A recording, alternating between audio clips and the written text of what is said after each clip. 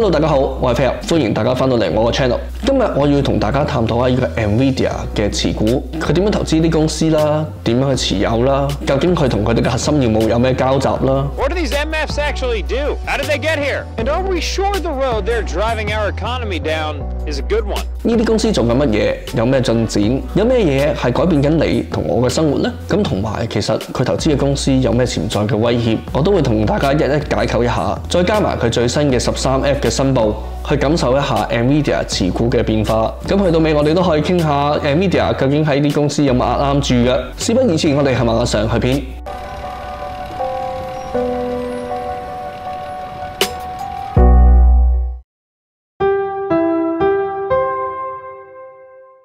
試諗一下1993年3個工程師黃仁勳咯、Curtis Prime 咯，同埋 Chris Malachowski 坐喺個 Dennis 餐廳，喺個餐紙上面就畫住呢個改變世界嘅藍圖。黃仁勳呢個喺台灣移去美國嘅年輕人，從一個洗碗工啊，去到成為一個 Stanford 嘅電機工程師。其實佢都唔係想追逐萬億嘅市值咯，而係主要都係想遊戲機嘅畫面變得更加逼真。借咗40萬美元咧，就創辦呢個 Nvidia 啦，專注一個圖形處理器 GPU。早期挑戰嘅無數，競爭又激烈，資金都短缺。但係1999年啊，激科4256就好似英雄咁樣登場，奠定咧 Nvidia 喺遊戲界嘅霸主地位。呢個黃仁勳嘅賭注，將危機化為咗機遇，開啟咗 AI 時代嘅序幕。30年之後 ，Nvidia 嘅 GPU 從 Phoenix 嘅像素渲染，銳變成為 ChatGPT、自動駕駛同埋藥物發現嘅大腦，平衡運算完美契合呢個 AI 嘅訓練。喺2025年嘅 Q1，Nvidia 嘅營收440.6億美元，數據中心391.1億美元，毛利率去到60%。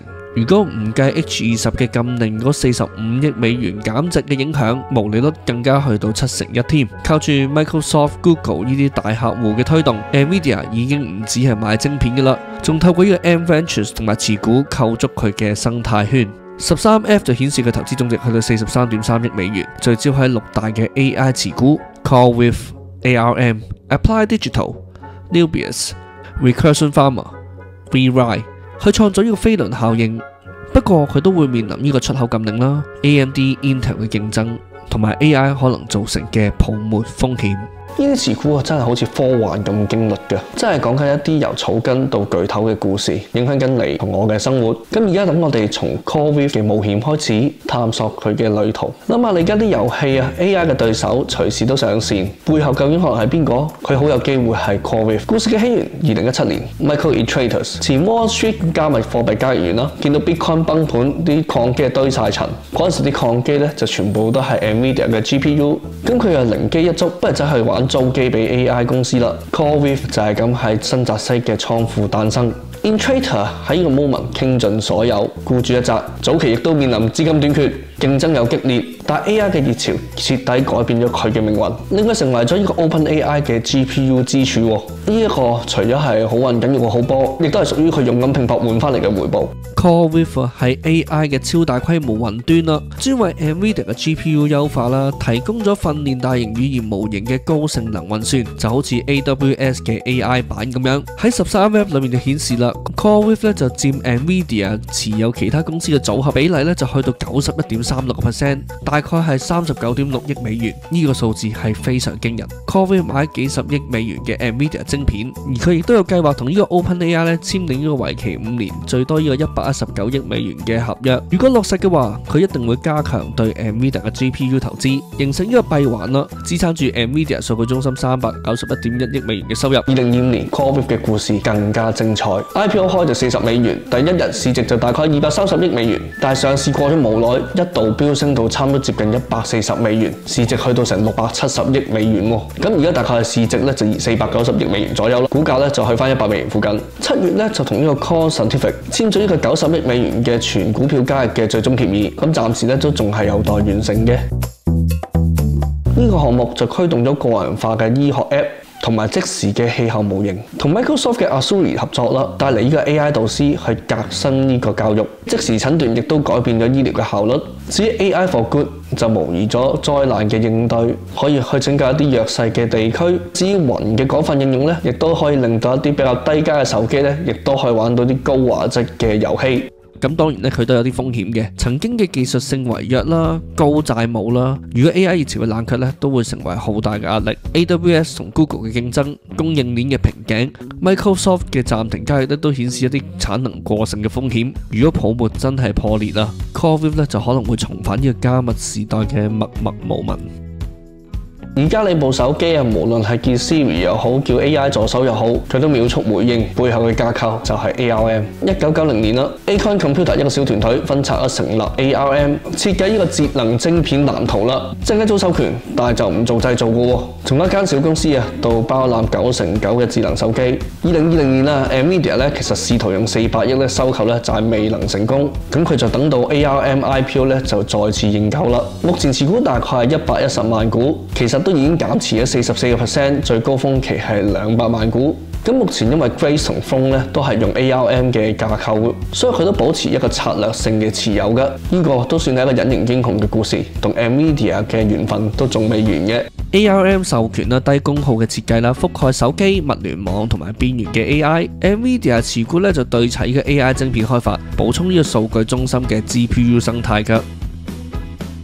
其實預期2026年啊，佢嘅收入都仲係會維持增長㗎，但係利潤方面可能會因為貿易緊張而遜於預期。2025年預測收入咧就大概40.1億美元左右，增幅24%。咁其實 ARM 又關大家咩事呢？如果大家有 Apple 手機 ，Apple Silicon 將會實現嘅手機 AI 咧，佢嘅即時翻譯啦同埋 AI 部分咧都好依賴住 ARM 呢個架構㗎。至於個 Neural 咧就供電去呢個雲端嘅 AI， 亦都會進一步影響我哋日後智慧城市嘅發展。大家去到可能 Apple Watch 一啲穿戴嘅健康監測咧，都係關 ARM 事㗎。所以 ARM 呢隻股票其實同大家嘅日常都係息息相關嘅。面對住地緣風險嘅威脅啦、美中出口嘅限制、Rise V 挑戰嘅壟斷，以及貿易戰裏面減少咗一半嘅中國收入咧，呢一啲都係 ARM 潛在嘅挑戰。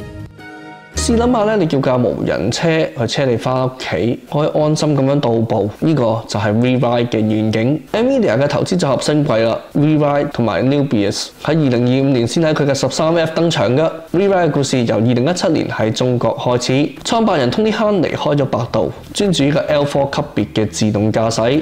從貨運到 Robot Taxi， 佢嘅重點一路都放喺中國同埋阿布達比。其實佢仲獲得 Uber 承諾以1億美元作為投資。咁佢同 NVIDIA 究竟有咩關係呢？主要嚟講，佢係用 NVIDIA 嘅 Orin 晶片，運算速度快，效能又高。如果真係可以夥拍呢個 Uber 合作推呢個 Robot Taxi， 可能都會大幅改變中國出行嘅方法，減少呢個交通事故，優化翻物流㗎。講到 Nubius 咧，就有最新嘅消息啦。佢同 Microsoft 就簽咗呢個174億嘅美元5年期嘅 AI 雲端合約啦，就喺呢個新澤西嘅數據中心提供呢個 NVIDIA GPU 驅動嘅算力，加速2026年嘅擴張啦。以筆交易可能每年高達24億美元，延長至7年。消息一出啦 ，Nubius 嘅股價即刻飆升超過40%啦。對 NVIDIA 嘅投資者嚟講，呢個唔僅僅係鞏固咗 Nubius 嘅生態地位，仲鎖定咗更加多嘅晶片需求，但亦都要小心佢嘅執行風險。呢場雲端嘅競賽殊不簡單。佢哋嘅成長亦都會預示住 NVIDIA 嘅 GPU 需求大幅增加。咁當然 WeRide 亦都面臨住中美貿易嘅壁壘啦 ，Tesla 嘅競爭呢一部分我哋都係唔可以忽略㗎。至於 Nubius 都仲係受到俄羅斯遺留落嚟嘅問題影響，受到歐洲嘅方面嘅監管。不過呢兩間 NVIDIA 嘅新貴，亦都係為咗 NVIDIA 嘅組合擴充咗佢嘅投資邊界。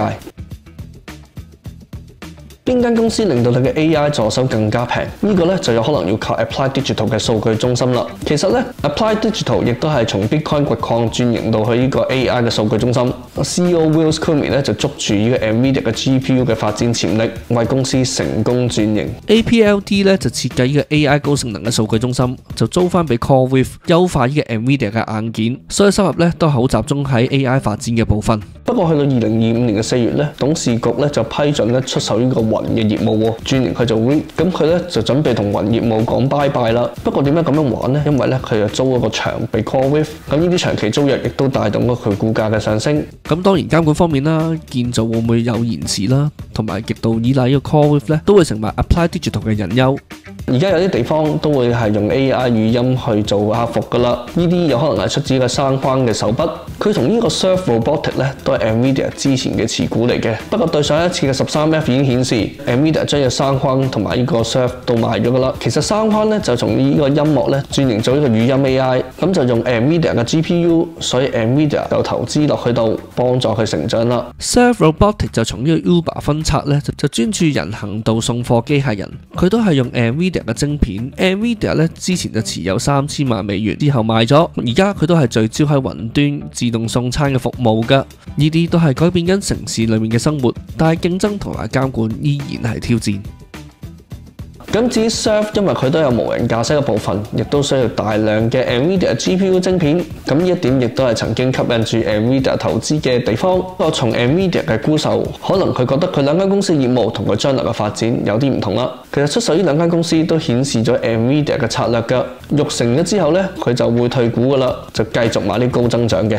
NVIDIA 嘅生態從收購到合作，砌成呢個 AI 嘅帝國。收購呢個好似 Monolix 啦、Run.AI 啦，並且同呢個 Auto AI、SendML 呢啲生成式 AI 公司合作，強化呢個從硬體到軟體嘅對疊。佢哋都係共生，推動住好多改變生活嘅項目。無人車嘅成熟可能會令到交通事故減少，雲端嘅長速發展亦都令到應用程式嘅使用大幅改善。但係地緣貿易競爭嘅泡沫、債務嘅壓力，亦都提醒咗我哋科技嘅帝國其實有陣時都可以好脆弱。NVIDIA 以呢個440億嘅營收、43.3億嘅持股價值屹立住呢個 AI 嘅前端，佢帶領住 AI 去重塑人類未來嘅願景。投資 NVIDIA 嘅生態係壓住呢個智能連結嘅未來，我哋亦都需要時常警惕住佢嘅風險。對長期嘅信徒嚟講，呢個係一個機遇；對稍為謹慎嘅投資者，咁就以觀察為上啦。多謝你收睇呢一集。如果大家都中意呢種深入嘅剖析，記得 like、subscribe 翻同 share 翻個 channel。我係飛俠，